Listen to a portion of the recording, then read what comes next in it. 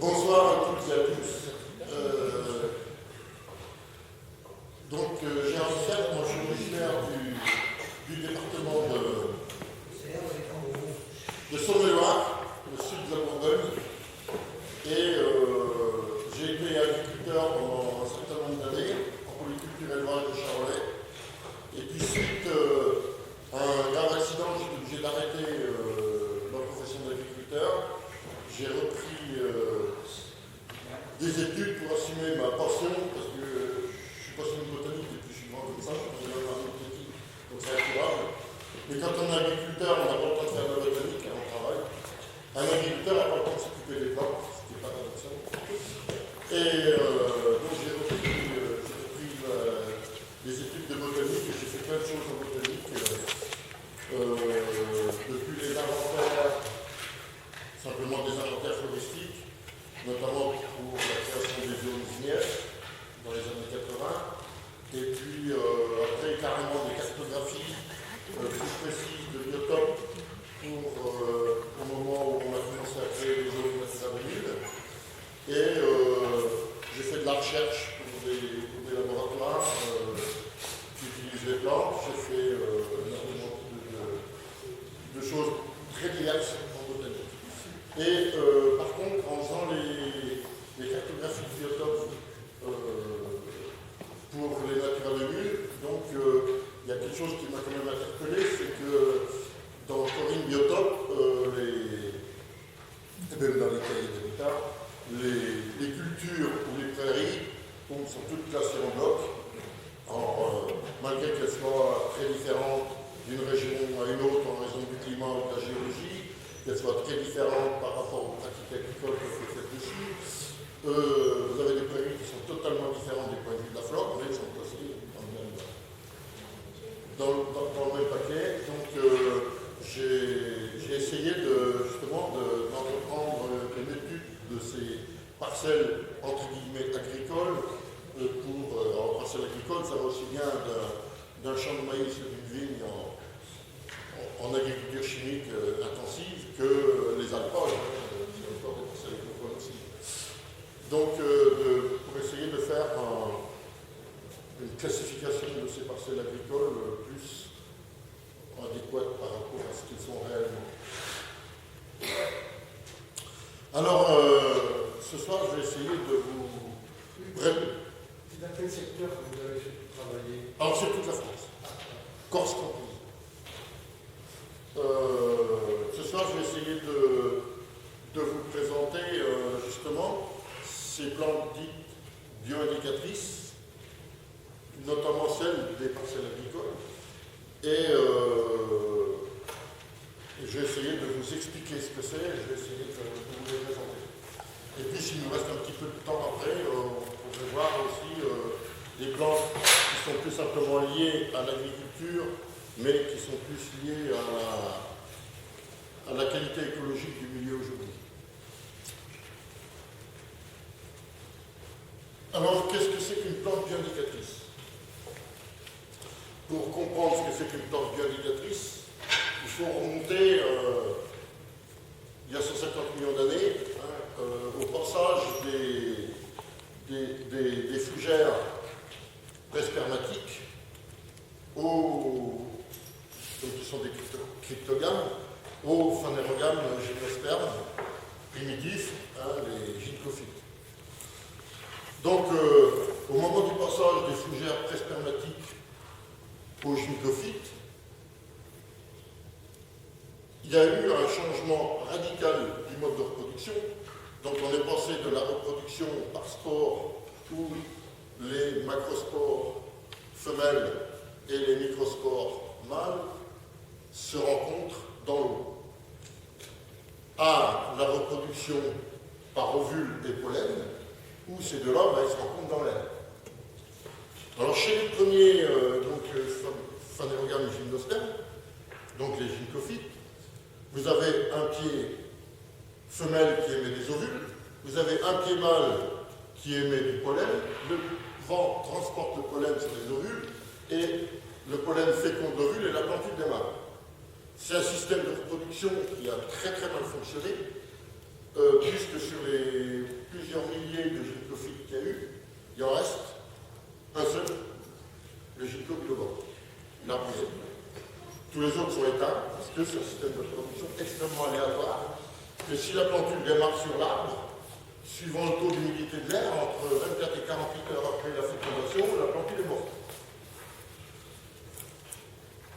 Jusqu'au jour où, dans les hasards d'évolution, à un moment donné, au moment où le pollen a fécondé l'ovule, la germination s'est bloquée.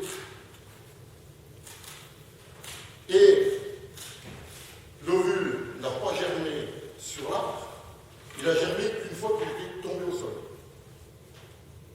Et c'est à partir de ce moment-là, d'ailleurs, qu'on passe des gynécophytes aux conifères. Et où là, chez les conifères, au moment de la fécondation, la germination se bloque. Et c'est ce qu'on appelle la dormance. Le nom scientifique est dormance. Alors, un ovule fécondé en dormance, ça a un nom beaucoup plus simple. C'est une graine. C'est l'apparition de la graine. Donc la graine, elle date de 150 millions d'années. Elle est très récente par rapport à l'évolution de la planète. Et l'apparition de la graine a aussi eu un rôle énorme dans l'évolution de la biodiversité, notamment dans l'évolution de la biodiversité végétale, mais aussi l'évolution de la biodiversité animale. Parce que toujours où il y a des graines, la nature a pu faire des stocks de graines dans le sol. Donc, au niveau de la multiplication des végétaux, c'est un atout énorme. Mais du jour où il y a des graines, on peut aussi, les animaux ont pu commencer à casser la graine. Et d'ailleurs, s'il n'y avait pas eu la dormance, il n'y aurait jamais eu l'agriculture. Parce que s'il n'y avait pas la dormance, pas question d'avoir un paquet de graines de poireaux ou un paquet de graines de laitue qui attend dans le placard pour être semé. S'il n'y avait pas la dormance, pas question d'avoir un tas de graines de blé, de grains de blé sur un grenier ou dans un silo à grains qui attendent des moulus pour faire de la farine, pour faire du pain. La dormance est capitale dans notre vie aujourd'hui. Et elle a été capitale dans l'évolution du monde animal, dans la multiplication du monde animal. Donc, c'est quelque chose d'intéressant à étudier et les plantes biodicatrices viennent de là, puisque si on arrive, quand les plantes, elles sont en dormance, quand la graine est formée en dormance, en fait, si on veut vraiment chercher les choses au fond, couper les cheveux en quatre, le pied mère ne s'est encore pas reproduit. La graine en dormance, c'est pas une reproduction, elle attend. La plante se reproduit vraiment quand la graine qui est en dormance débloque la germination et germe. Et justement, c'est là que c'est intéressant, c'est d'étudier quels sont les facteurs de dormance et quels sont les facteurs de levée de dormance, on appelle ça scientifiquement, c'est-à-dire le déblocage de la germination. Alors, la levée de dormance, donc, elle avait à l'origine un facteur extrêmement simple, le fait d'être tombé au sol. Et c'est un facteur physique. C'est exactement le même que vous, quand vous vous endormez au volant de votre voiture, et puis que la voiture quitte la route et qu'elle rencontre l'arbre qui est au bord de la route. Ça vous réveille. Donc, l'ovule, la graine en dormance est sur l'arbre, le choc avec le sol lève la dormance, ça la réveille et elle jappe. Ça, c'est les premiers critères de dormance, des critères extrêmement simples, qu'on trouve toujours d'ailleurs chez les conifères. Chez les conifères. Et par contre, ces critères de levée de dormance, ils n'ont pas échappé donc à une loi universelle qui est la complexification permanente, et depuis 150 millions d'années qu'ils existent, ils se sont considérablement complexifiés. Au départ, tomber au sol, ça suffit. Et puis, petit à petit, tomber au sol dans l'humidité, parce que ça favorise. Et puis, tomber au sol dans l'humidité où il y a quelque chose pour se nourrir, à manger, c'est-à-dire de la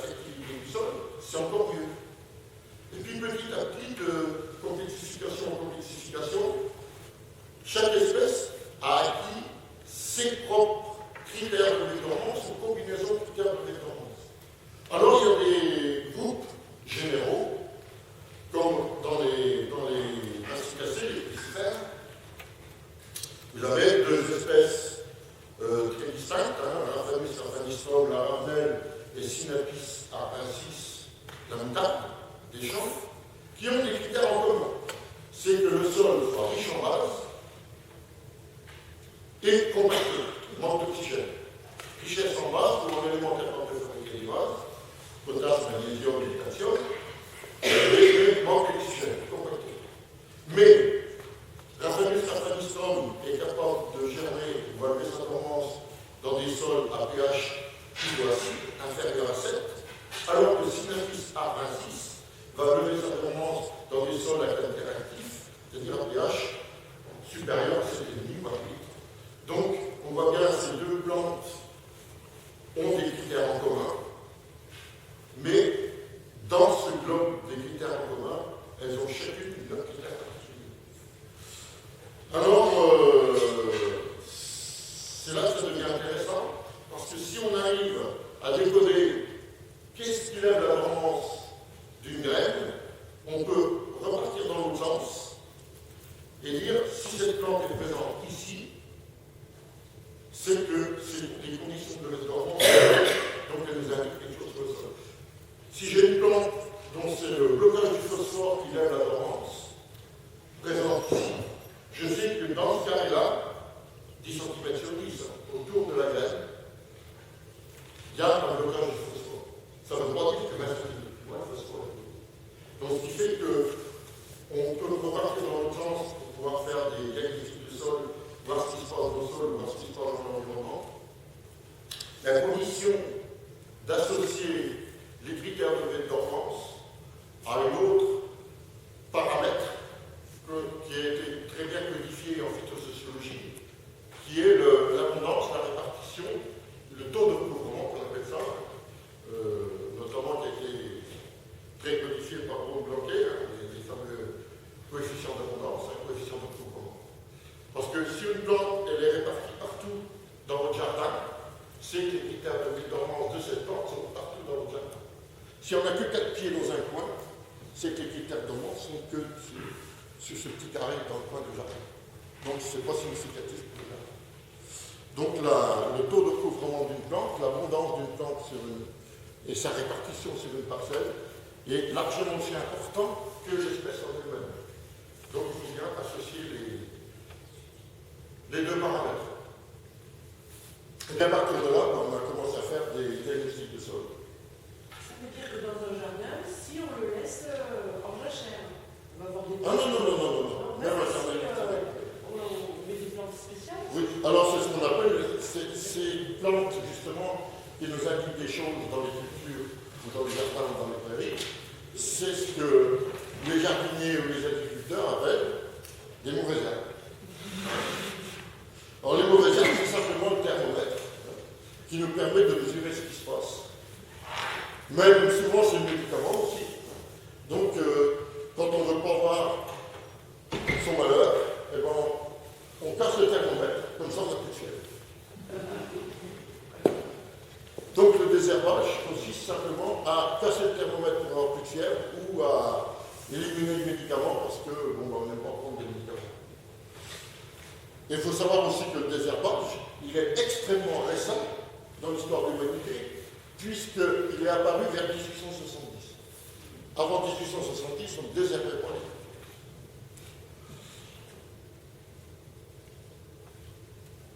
Donc, on va pouvoir, grâce à ça, faire des diagnostics de terres agricoles, mais on va pouvoir aussi faire des diagnostics environnementaux, parce qu'on a aussi des plantes qui nous indiquent des choses sur l'état de l'environnement, les pollutions, la porosité des sols, les risques d'inondation, les risques de désertification, et les grosses pollutions aussi. Et on a aussi des plantes qui peuvent nous indiquer plein d'autres choses sur la géologie, le climat, la stabilité des sols. Il y a deux plantes, si vous bâtissez votre maison dans l'endroit où elles sont, elle ne tient pas 10 ans. Hein. À moins de 10 ans après, elle est tombée, elle est par terre, elle est écroulée. Eh ben, c'est la grande prêle Equisetum temnateia et le tucilage, Tucilago farfara. Donc, s'il pousse à plat, c'est une érosion verticale, donc ça ne fait rien pour votre maison. Mais si c'est dans une pente, c'est que c'est des sols qui sont en glissement de terrain.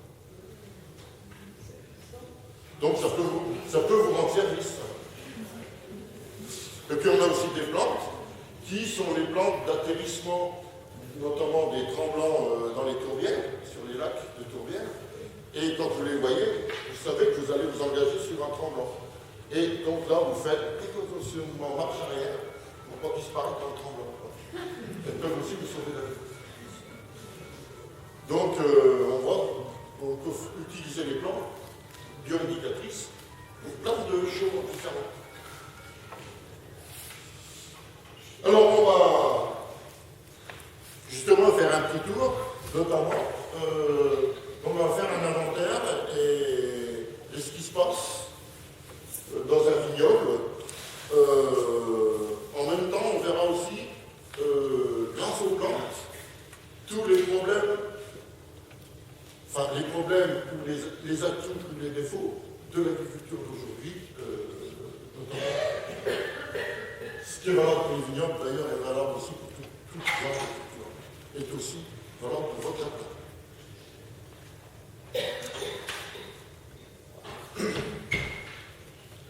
Alors donc, les plantes sont sorties de l'eau il y a environ 400 millions d'années pour coloniser la plaque terrestre, et puis ils sont devenus les ancêtres des mousses, qui n'étaient pas vasculaires, qui n'ont pas de racines pour absorber l'eau du sol, qui ne peuvent que couper l'humidité ambiante, donc qui ont commencé quand même à faire de la cellulose pour se tenir rigide, debout, mais des petites quantités. Quand les algues sont sorties de l'eau il y a 400 millions d'années, sur la plaque terrestre, elles ont été confrontées au dessèchement et au fait que sur la plaque terrestre, on ne flotte plus. Dans l'eau, on flotte.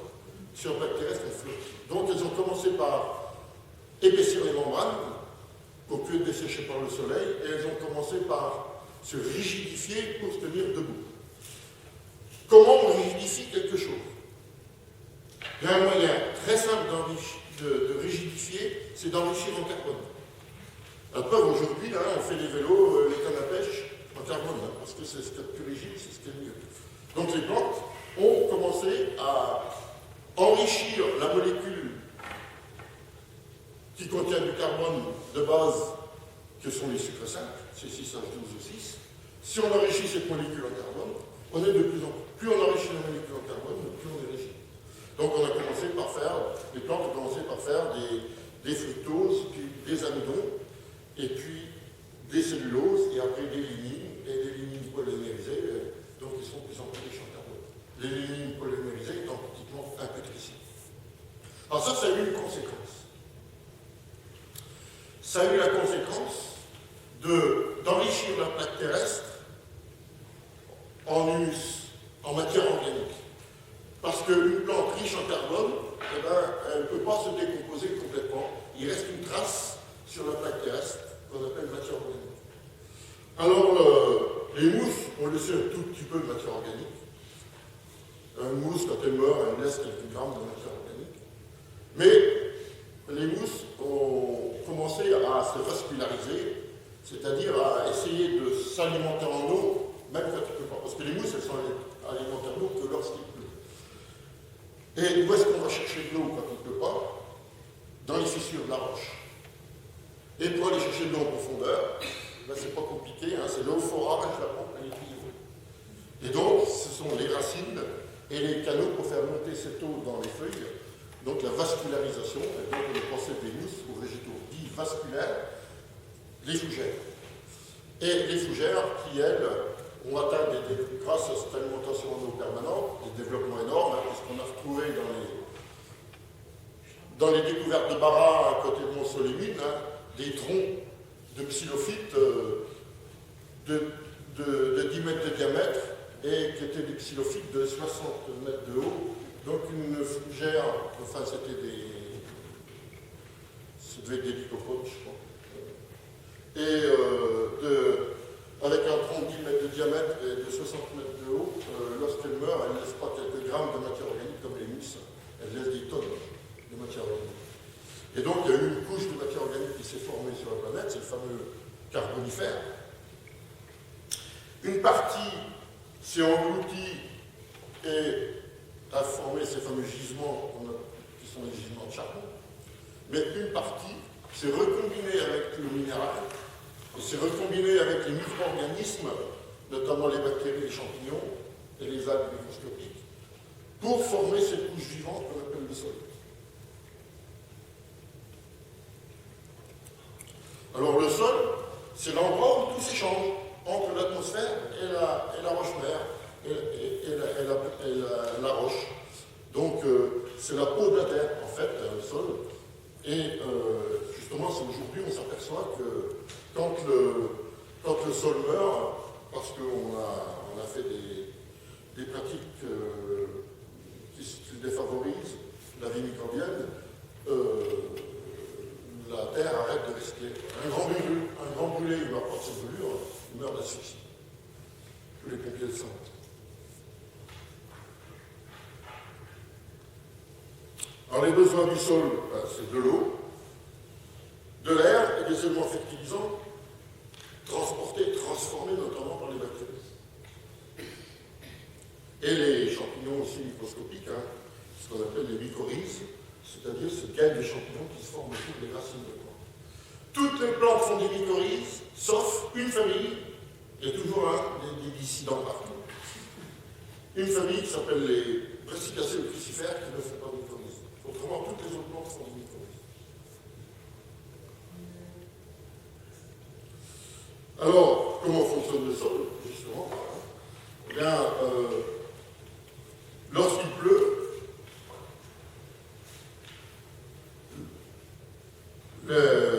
dans le sol, déjà, les bactéries aérobies, celles qui sont en surface, il y a deux types de bactéries aérobies d'ailleurs, il y a les bactéries aérobies de surface dans les 5 premiers centimètres, et les bactéries aérobies profondes entre 5 et 10 centimètres. Et puis en dessous, on a les bactéries anaérobies. Donc les bactéries aérobies, celles qui vivent grâce à l'oxygène de l'air, vont transformer la matière organique pour en faire de l'humus. Et cet humus, soit en zone méditerranéenne, il n'y a pas d'humus lié au minéral parce que le climat ne le permet pas, mais il y a de l'humus juxtaposé, c'est-à-dire qu'il est à côté du minéral grâce aux racines des plantes et grâce aux micro-animaux, notamment les collemboles. Donc il va permettre, cet humus va permettre, en association ou non avec le minéral, de stocker des éléments fertilisants et de stocker de l'eau. Donc quand il pleut, le sol va venir à saturation d'eau. Quand le sol va être à saturation d'eau, grâce donc les 15 premiers centimètres sont ici, grâce aux racines, cette eau va pouvoir pénétrer plus profondément. Grâce aussi aux animaux, notamment les galeries des vers de terre, cette eau va pouvoir pénétrer plus profondément. Et grâce aux échanges électriques entre les bactéries aérobies et les bactéries anaérobies, cette eau va pouvoir pénétrer plus profondément et aller alimenter les nappes phréatiques. Quand il est sec, elle va reprendre le chemin inverse. Elle va remonter, alimenter le sol.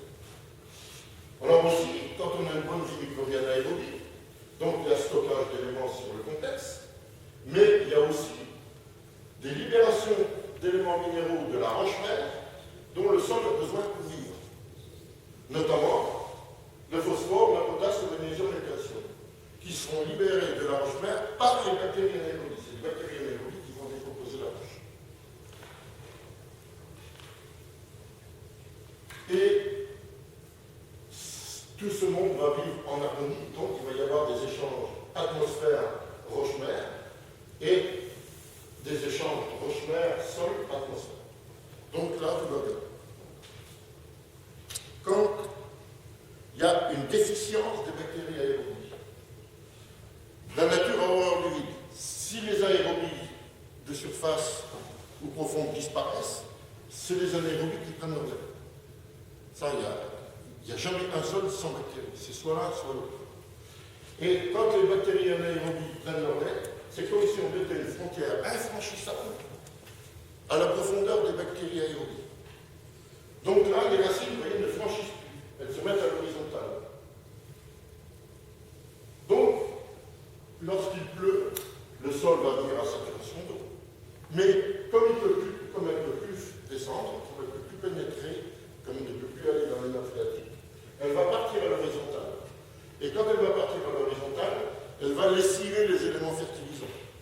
C'est ce qui se passe en Bretagne, ça lessive tous les éléments fertilisants, notamment le phosphore et les nitrates, et ça les emmène dans les rivières, et ça fait des algues vertes sur les plages. Ou chez nous, ça pollue les rivières, donc après on les retrouve au robinet. Les gens qui sont chargés de faire de l'eau potable, ils s'arrachent les cheveux. Et quand le sol va avoir besoin soit de l'eau profonde qui remonte en période de sécheresse, elle ne peut pas rentrer. Quand le sol va avoir besoin d'éléments minéraux de la roche-mère, c'est pareil, il ne peut plus se libérer, il se bloque. Et d'ailleurs, en agronomie, on appelle ces phénomènes des blocages. Blocage du phosphore, blocage de potasse, c'est terme agronomique. Donc on voit que, et les portes d'ailleurs. Donc là, on voit que c'est à partir de là que ça marche mal. Alors, c'est là que deviennent intéressantes les plantes bioindicatives. C'est que chaque stade qui soit bien équilibré et que ça ne marche pas, ou pourquoi que ça ne marche pas, les plans, on a des plans de veille dormance pour chaque cas de figure.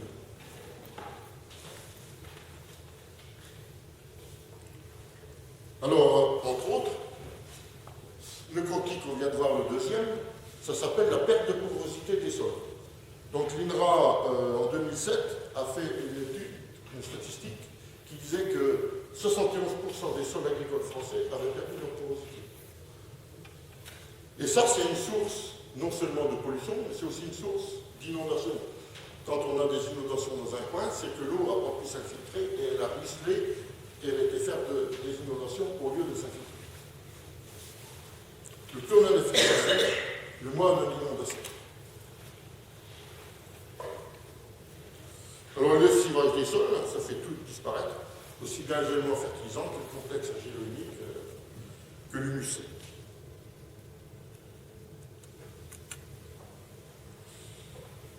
Alors les érosions du Moyen-Âge ont déjà ça comme source. C'est-à-dire qu'on dit toujours, ouais, l'agriculture industrielle qui fait des ravages. Non, non, non. Ce n'est pas la première fois. On n'en est pas la première fois.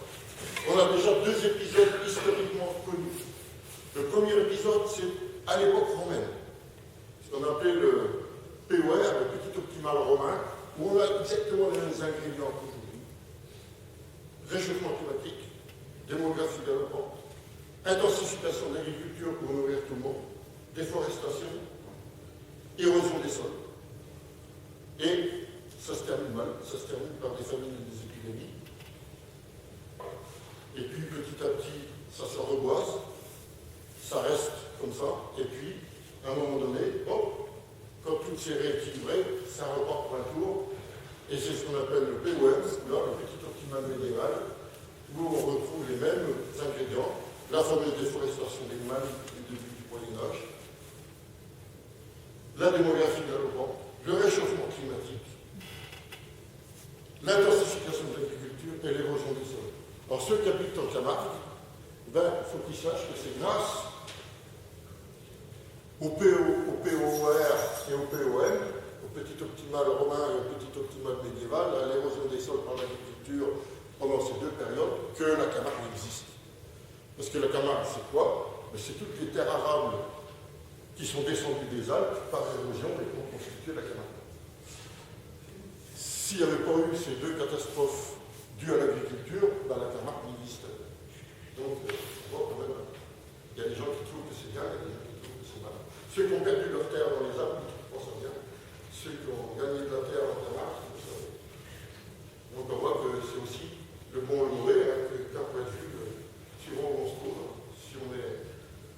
Si on est au Sainte-Marie-de-la-Mer ou si on est à Gap.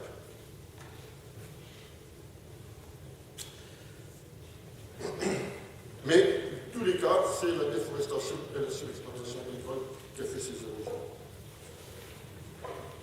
Alors, on a un signal d'alarme quand même aujourd'hui, qui est l'aggravation de la fréquence, notamment de la gravité des innovations, qui nous permettent de dire qu'il y a peut-être quelque chose qui ne marche pas. Alors la prochaine étape, qui est encore pas en place, ce sera l'accentuation des érosions et des glissements de terrain. C'est pour ça que je dis, ne construisez pas votre maison là où il y a de la grande prêle et que vous êtes obligé de mettre des liards ou du tissilage, du silago farfort.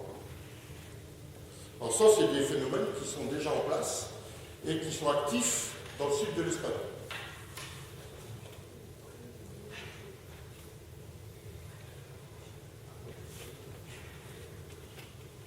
Alors, comme la base de l'agriculture refuse de réagir, malgré que les chambres d'agriculture, elles, sont conscientes du problème et essayent de faire passer l'information, il n'y a qu'une méthode qui peut essayer de bouger ce super tanker, ce super pétrolier qui est l'agriculture. Vous savez, un super pétrolier, quand il arrive à Brest, il met tous les freins pour pouvoir s'arrêter au Havre.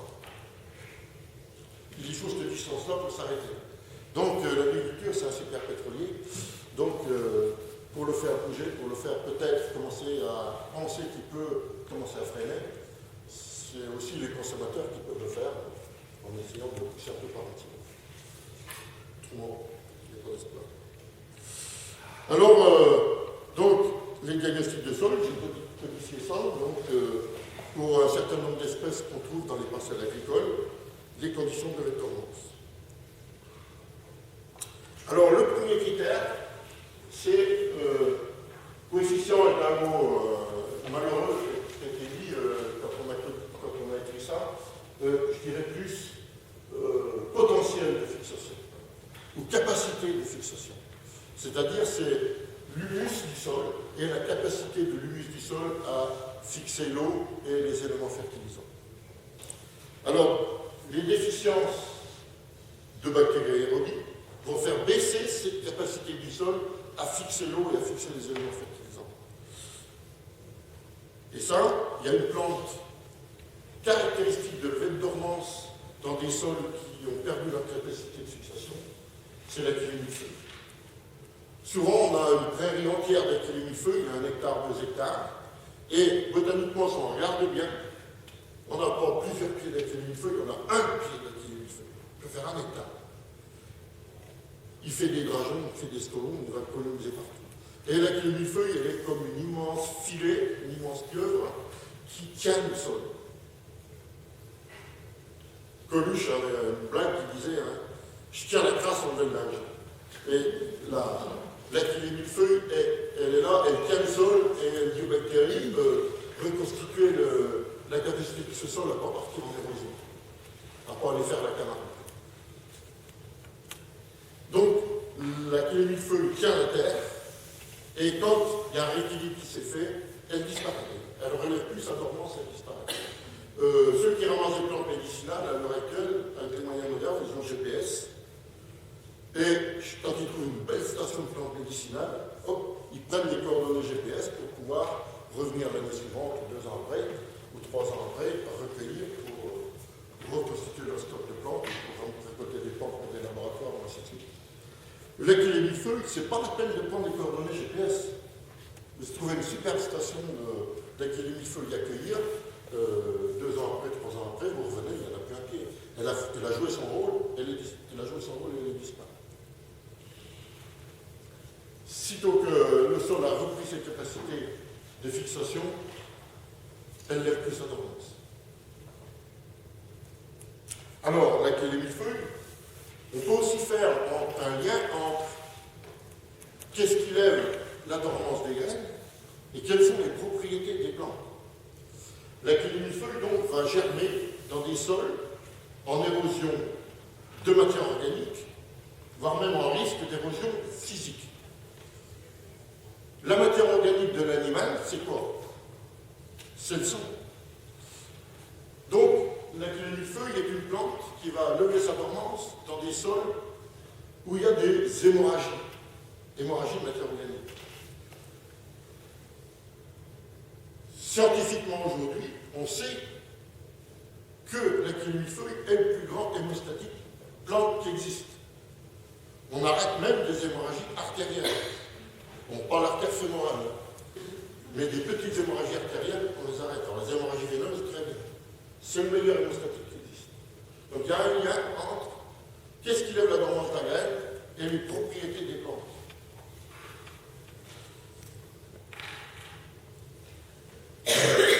Alors, autre plante des sols qui ont perdu leur vitalité, les sédums, les orpins, tout le genre sédum.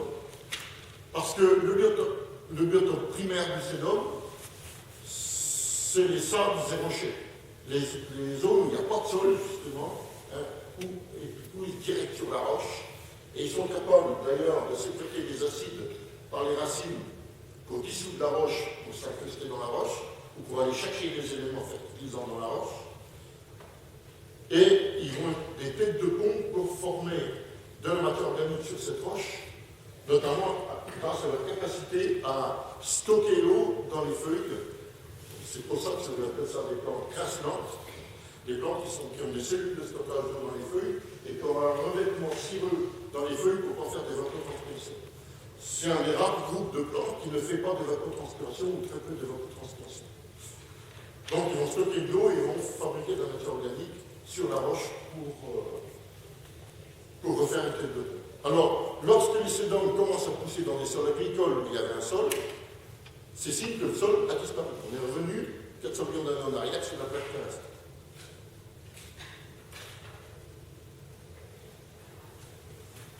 Alors, deuxième critère qui favorise les bactéries aérobies et qui favorise la vie des sols, la richesse du sol en base, ou en éléments capables de fabriquer des bases. Donc le calcium, le potassium, le magnésium. Donc, dans un sol, il faut que ces bases soient équilibrées. Dans un sol pauvre en base, on va avoir une vie microbienne aérobie déficiente. L'optimum de la vie microbienne aérobie est au pH de 6,5.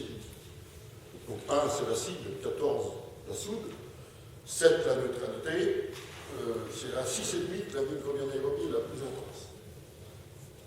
Au fur et à mesure que le pH baisse, la vie microbienne aérobie diminue.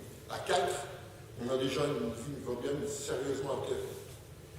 Mais au fur et à mesure que le pH monte, en dessous 7, la vie microbienne diminue également. Et à 8,5, on a une vie microbienne aérobie qui est sérieusement altérée. Donc on voit que c'est dans cette zone entre 6 et 7,5 qu'il y a le meilleur vie microbienne aérobie. Alors les sols riches peuvent être riches en éléments capables de fabriquer des bases, mais pas le pH élevé. Si ces bases ne sont pas sous forme formée et sous forme active, donc ne font pas monter le pH, ce sont des bases qui sont en fait les éléments capables de fabriquer des bases contenus dans la roche mère, ceux que libèrent les bactéries anaérobies. Le calcium, le potassium et le magnésium. Notamment dans les sols qui sont des schistes ou des granites, il y a énormément de mica dans ces sols, et ces micas sont très riches en potasse et très riches en magnésium. Donc il y a des bases dans le sol, et les bactéries, elles, s'en suffisent, elles posent qu'elles soient actives, au contraire, ça les arrange. Parce que le pH trop élevé les gêne. Donc on va voir ces plantes dites basicoles, notamment les crucifères, les brassicacées, et puis les fabacées et les légumineuses, qui vont pousser dans ces sols riches en base et qui cherchent les sols riches en base pour lever leur dormance. En sachant que par contre, dans les crucifères, il y en a tout un groupe qui sera des sols riches en base mais acides, et tout un groupe qui sera des sols riches en base mais alcalins, un pH supérieur à 7,5. Alors on peut regarder les silicultures, souvent le pH était complètement changé par ce qu'a fait l'agriculteur dessus, ou les apports extérieurs, ainsi de suite. Alors pour se faire une petite idée autour de son jardin, quelle est la richesse réelle du sol en base, il faut aller voir le milieu naturel autour. Les autres n'ont pas été touchés par l'homme trop, ou pas exploités, les petits bosquets, les friches, les landes, et ainsi de suite.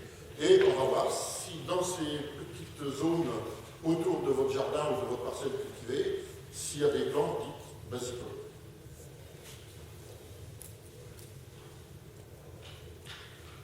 Alors ces plantes dites basicoles, donc l'aranel, justement la fameuse Raphanistrum,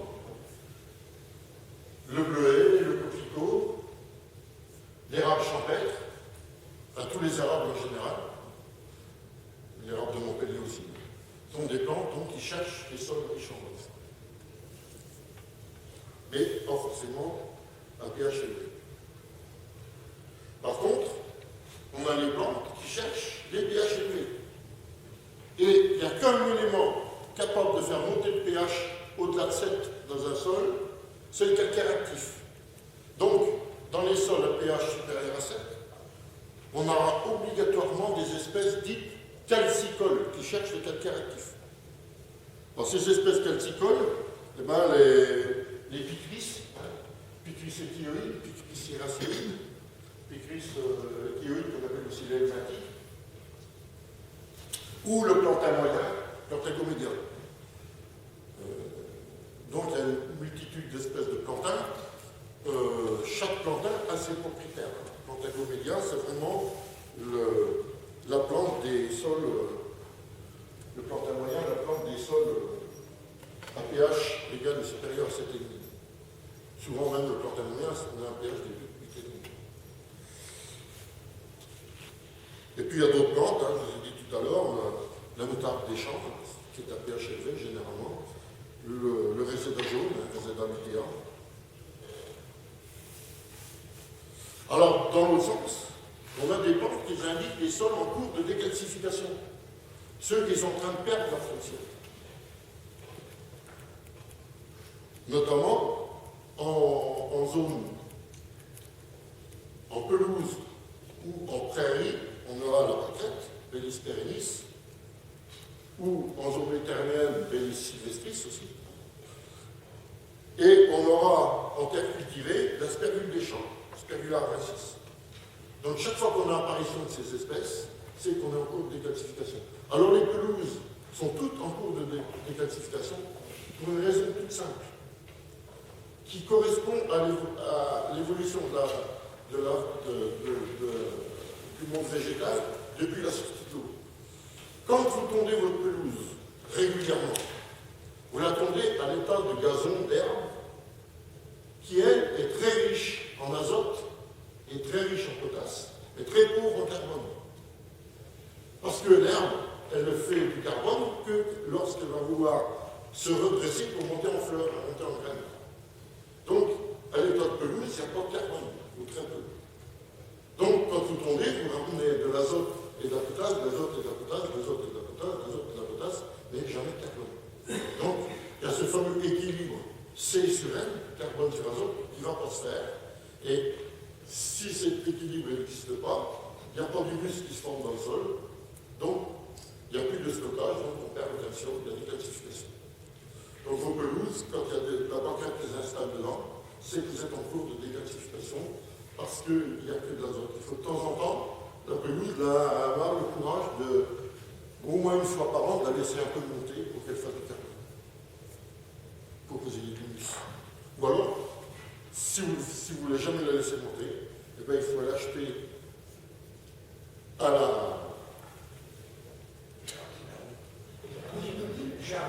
la jardinerie du coin, de l'humus pour remettre dessus.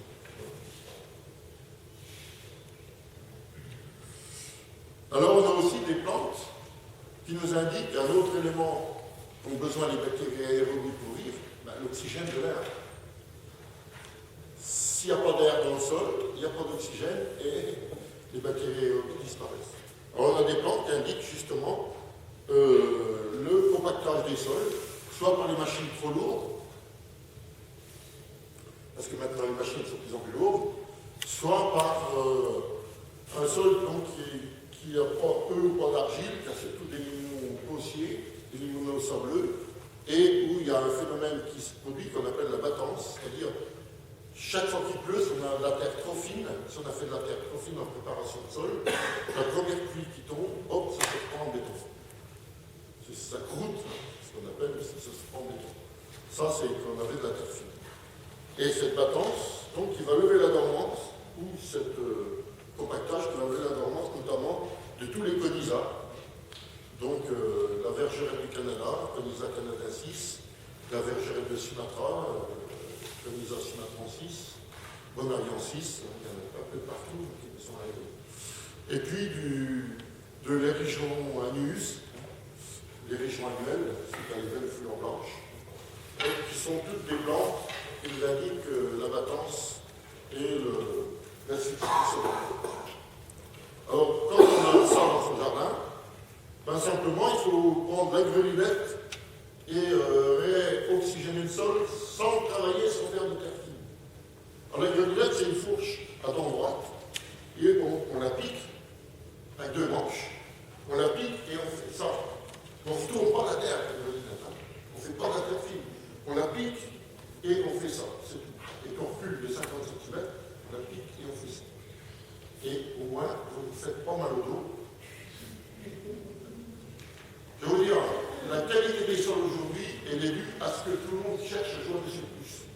Le moins on en fait, le mieux que ça se porte, et le mieux vos cultures se portent.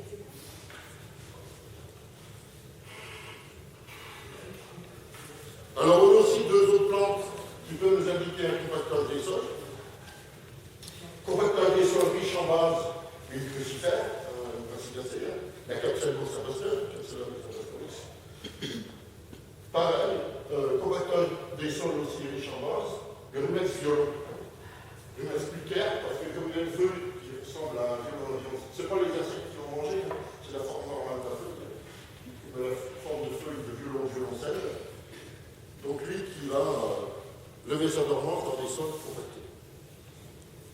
Manque d'oxygène, mais compactés par temps sec. Là par contre, on a une plante qui va lever sa dormance dans les sols piétinés, compactés par temps humide. C'est différent, c'est pas la même plante. C'est le Plantago major, le grand plantain.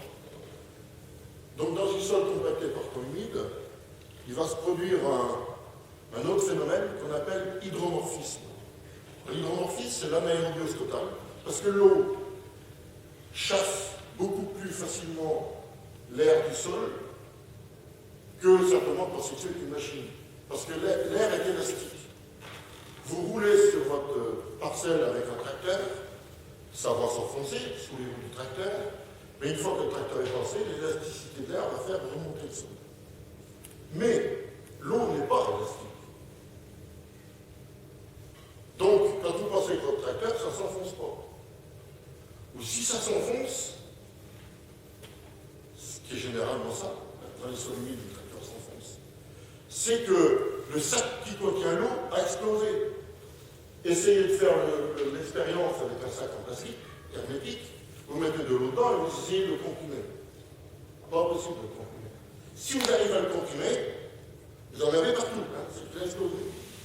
Donc, quand votre tracteur s'enfonce dans le sol, ou vous, vos pieds, s'enfoncent dans le sol humide, c'est que le sol a explosé. Donc là, il n'y a plus rien qui s'y tient. Donc les compactages par temps humide sont beaucoup plus graves. Alors beaucoup plus graves aussi du point de vue santé du sol, santé animale et santé humaine, c'est que dans ces sols où il y a des hydromorphismes, il y a des libérations d'aluminium ionique par électrocampus, il y a des libérations de fer ferrique et feu de campus, et les nitrates ne peuvent plus évoluer, les nitrites ne peuvent plus évoluer jusqu'au stade nitrate et se bloquent au stade nitrite. Et autant les nitrates sont nécessaires à la vie, permettent aux plantes de vivre, et aux bactéries de vivre, et aux champignons de vivre, autant les nitrites sont des poisons violents pour tout le monde. Donc si les nitrites ne peuvent plus évoluer au stade nitrate, le sol s'intoxique. Et voire même pire, dans les vrais hydromorphismes, il y a ce qu'on appelle des rétrogradations. Parce que les nitrates, donc, sont libérés par les bactéries aérobies, celles qui vivent avec l'oxygène de l'air. Mais les bactéries anaérobies, celles qui sont tuées par l'oxygène de l'air, donc qui vivent dans l'abri de l'oxygène de l'air, il leur faut quand même de l'oxygène pour vivre. Alors quand le sol est dans l'anaérobie totale, qu'est-ce que font les bactéries anaérobies? Elles vont piquer un atome d'oxygène sur la molécule de nitrate, et non pas, et ce qui fait que ça fait rétrograder le nitrate en nitrite NO2. Et ça, c'est ce qu'on appelle les géoxydolés, et donc ça, c'est des sols toxiques, et qui produisent des plantes toxiques pour l'animal, et qui produisent des plantes toxiques pour l'homme, car mange l'animal, car aussi c'est des sols.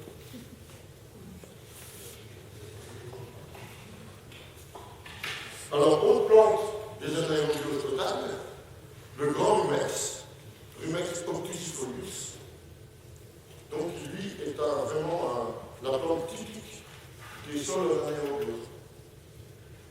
Alors, vous voyez aussi, par contre, la plante qui a un lien entre ce qui lève la dormance de la graine et les propriétés de la plante.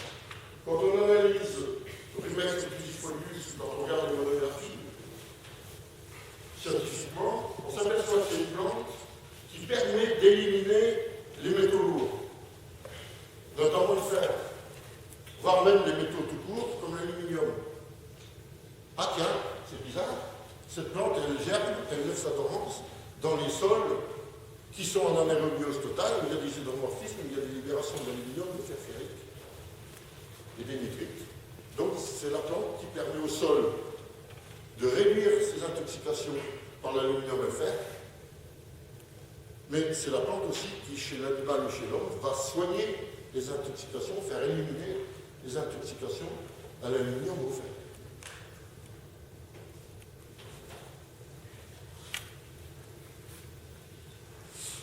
Alors, les bactéries aérobies ont besoin de base pour vivre, ont besoin d'oxygène pour vivre, mais ont aussi besoin de nourriture. Il faut les nourrir, ces petites bêtes. Ça mange. Hein. Et qu'est-ce que ça mange, justement, les bactéries aérobies? Ça mange des matières organiques. Parce qu'il y a plein de matières organiques différentes. Donc la première, la plus abondante, c'est celle que fabrique la nature en permanence, qui est la matière organique végétale. Personne ne peut dire qu'il n'a pas de matière organique végétale. N'importe quoi que vous faites, la nature produit de la matière organique végétale. Vous laissez votre terrain en friche, la nature produit de la matière organique végétale. Vous faites du maïs, vous faites de la vigne, vous faites du jardin, vous faites de la prairie, la nature produit de la matière organique végétale. Les feuilles, les tiges, les sarments, les racines et tout, ça produit de la matière organique végétale. Cette matière organique végétale, du moment que la plante commence à s'intéresser pour se tenir debout, alors c'est particulièrement vrai qu'en vigne, puisque ça fait des sarments, du bois et des feuilles, donc va produire de la matière organique végétale carbonée. Donc déséquilibrée sexuelle. Trop de carbone, pas assez d'azote. Alors la plante, elle va aller chercher de l'azote et de la potasse dans le sol pour pouvoir transformer cette matière organique carbonée en humus. Donc, s'il n'y a pas d'azote ou de potasse dans le sol, elle ne va pas pouvoir transformer cette matière organique végétale en humus. Et les bactéries aérobies donc vont rendre l'âme et vont passer le relais aux bactéries anaérobies qui vont transformer cette matière organique végétale carbonée en hydrocarbures, en matière organique végétale dite archaïque et fossile, en charbon. Donc, en plusieurs étapes, mais ça devient du charbon. Donc, tout ce qui est fossile, c'est que c'est non biodégradable. Donc, cette matière organique, elle est fossilisée, elle ne peut plus être utilisée après pour la fertilisation ou par les plantes. Donc, elle va simplement se stocker dans le sol et rester dans le sol. Alors, elle est intéressante en zone méditerranéenne, mais elle n'est pas intéressante en zone nord, parce qu'elle ne stocke rien au niveau des éléments fertilisants. Elle est donc non soluble, donc elle ne peut pas libérer d'éléments fertilisants, mais elle a quand même une propriété, elle stocke l'eau. C'est ce qui se passe dans les tourbières, c'est la matière organique fossile, la tourbe qui stocke l'eau. Et donc, en zone méditerranéenne, où on manque d'eau, la matière organique fossile peut être très intéressante pour stocker l'eau. Par contre, elle ne nourrit pas les plantes. Alors on a des plantes caractéristiques des matières organiques archaïques ou fossiles, la véronique à feuilles de mer, la véronique petit chêne, qui sont des très forestières ou forestières, qui sont des plantes, qui sont des sols déséquilibrés au niveau du carbone, donc riches en matières organiques fossiles, mais qui sont carencés donc en azote et en potasse. Alors on a aussi d'autres matières organiques, des matières organiques animales, qui elles sont riches en azote, et riches en potasse, mais pauvres en carbone. À une exception près, le fumier de cheval, qui est très très riche en carbone. Donc il va faire lever des espèces de carbone. Autrement, toutes les autres matières organiques, bovins, ovins, volailles, vont être des matières organiques très riches en azote et en potasse, mais très pauvres en carbone. Alors quand on a un excès de nitrate dans le sol, ça fait sortir les espèces dites nitratophiles. Autrefois, on classait les espèces en espèces nitrophiles, les espèces de l'azote.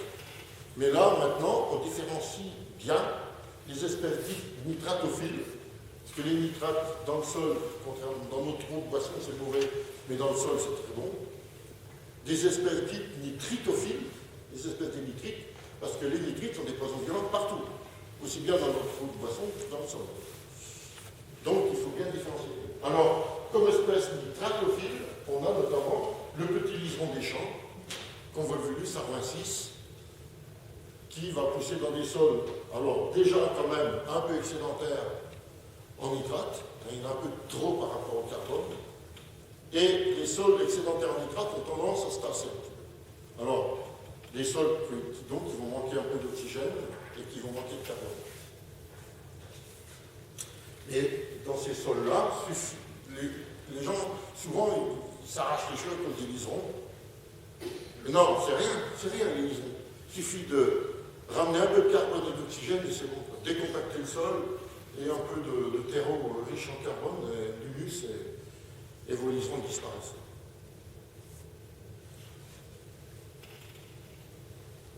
Alors par contre, on a l'autre liseron, le gros liseron blanc des haies, Calistegia sepium, qui lui est un nitritophile. Le biotope primaire de Calistegia sepium, c'est les ripicylves, c'est les zones engorgées en matière organique et en eau, des bords de ruisseaux, des bords de rivières, des bords d'étangs. Et lui, par contre, si vous en avez dans votre jardin, c'est pas bon du tout, du tout. Même pour vous, pour manger des légumes. Non seulement c'est pas bon parce qu'il va vraiment vous embêter dans la culture, le petit liseron des champs, il grimpe un tout petit peu, mais il fait surtout de ramper au sol. Tandis que le gros liseron des haies, il grimpe. Il peut monter à 10, 20 mètres de haut. Alors vous faites des poireaux, il grimpe sur les poireaux, vous faites du maïs, il grimpe sur le maïs, vous faites de la vigne, il grimpe sur la vigne, il étouffe tout.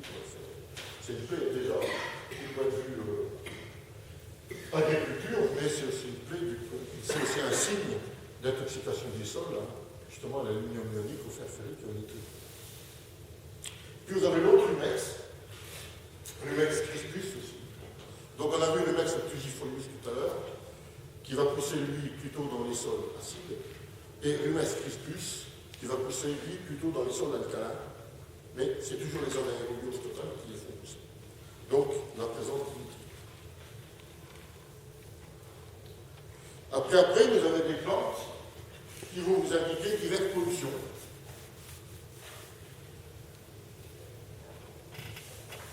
Alors les pires, ce sont celles qui indiquent les pollutions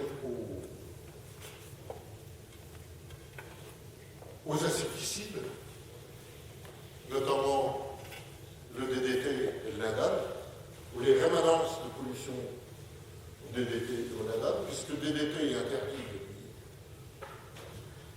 ça fait 70 ans, et on commence à voir les rémanences maintenant.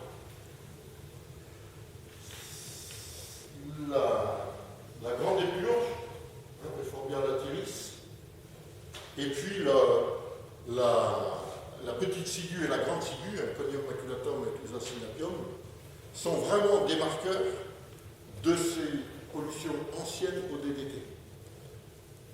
même si on a 50 ans d'agriculture biologique derrière, ou 50 ans qu'on n'a vraiment pas mis de produits chimiques derrière, on commence à devoir émerger de produits.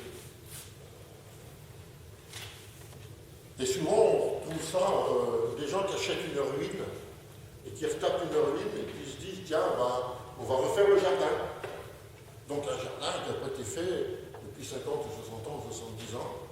Et la première fois qu'ils bêchent le jardin, il y a des levées de ces plantes-là, en raison du DDT qui avait été mis à l'époque.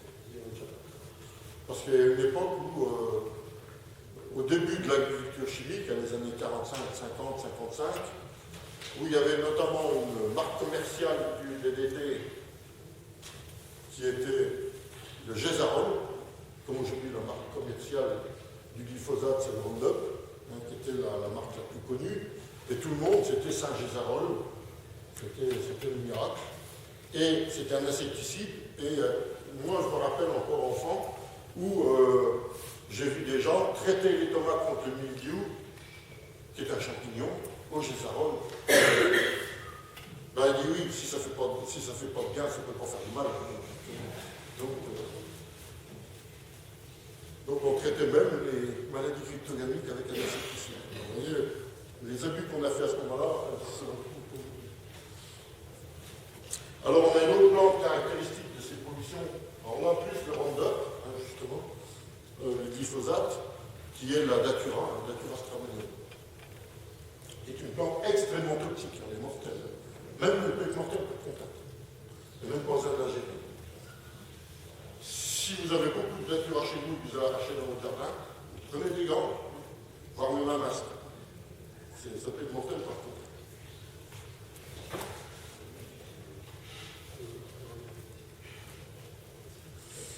Alors, la fertilité des sols, donc, est totalement dépendante de la vitalité du pollen aérobie, des équilibres sexuels et de la richesse du sol en matière organique. C'est tout simple, l'agriculture, elle se résume en 3 lignes, et on va faire des traités comme ça, qui vont compliquer les choses, et on va justement faire tellement compliquer les choses qu'aujourd'hui on ne sait plus cultiver sans produits chimiques, sans engrais chimiques, alors que c'est extrêmement simple. Quand on a le bon diagnostic de sol et le bon rééquilibrage qui est fait, on peut faire autant de rendement en agriculture dite biologique. Mais c'est un non-sens de dire agriculture biologique, ça n'existe pas l'agriculture biologique. C'est la vraie agriculture, point, durable, qu'en agriculture conventionnelle. Mais le rendement et la qualité des produits sera justement proportionnel à l'équilibre qu'il y a dans les sols.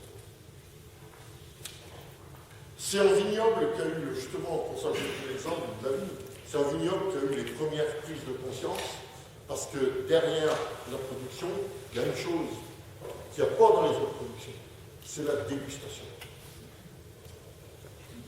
On va goûter le vin pour connaître sa qualité. On ne goûte jamais le pain pour connaître sa qualité, on ne goûte jamais le fromage pour connaître sa qualité, on ne goûte jamais les poireaux pour connaître leur qualité, ou les choux, ou les pommes de terre. On ne fait pas des crus de pommes de terre, alors qu'on fait des crus au niveau du vin. Et cette dégustation, elle permet de déceler tout de suite les changements et de faire le lien qu'il y a entre les changements de méthode d'agriculture et le changement de la qualité du vin.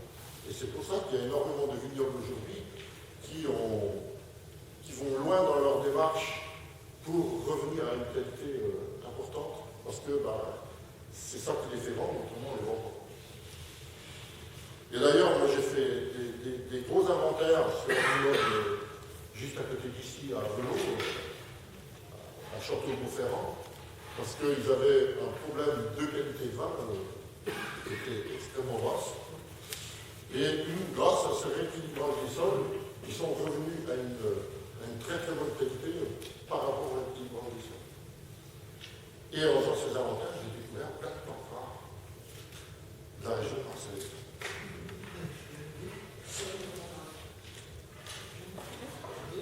On en est où au niveau de... C'est 35, donc si vous pouvez encore continuer si vous pouvez, sinon on passe aux questions. Voilà, donc on va terminer là, et puis sans question. Alors, si, il y a quand même quelques plantes aussi qui vont nous indiquer les grands équilibres, justement, matière organique microbienne, les lotiers, notamment, le lotier corniculé, mais tous les lotiers en général sont des très bonnes indicatrices. La grande oseille, vous voyez dans les rumex, hein, il y a plein de rumex différents. Il y a des rumex qui indiquent, comme rumex acetosella, la petite oseille, on est complètement déséquilibré. On est dans des sols qui ont du sable, qui a ni eau, ni humus, ni éléments fertilisants. Et puis on a des rumex de l'autre côté qui nous indiquent que le sol est engorgé en eau, engorgé en azote ou en nitrite. Et qu'on a des rumex qui nous indiquent l'équilibre. Donc la grande oseille, rumex acetosella. Et puis il y en a des plantes, comme plantes lancéolées, qui nous indiquent là qu'il y a une vie microbienne dans le sol active. Donc il y a beaucoup de bactéries aérobies. Et puis on a des plantes comme le moron blanc, Stellaria media, qui nous indique qu'on a un sol qui est riche en matière organique équilibrée sessionnelle. C'est le meilleur indicateur que vous puissiez avoir dans votre jardin, le moron blanc. Et en plus, c'est une très très très bonne comestible. Ah oui, oui, ça en salade, c'est... Il ne faut pas me prendre du moron rouge. Hein. Mais bon, le moron blanc, il a des fleurs blanches, le moron rouge, il a des fleurs rouges. Donc, le moron blanc est une très très très bonne comestible. Donc, on a ces plantes qui nous aident. Et puis d'autres, hein. J'ai pris que quelques exemples. Et donc, tout ça, donc, on le retrouvait dans les bouquins. Voilà. Merci.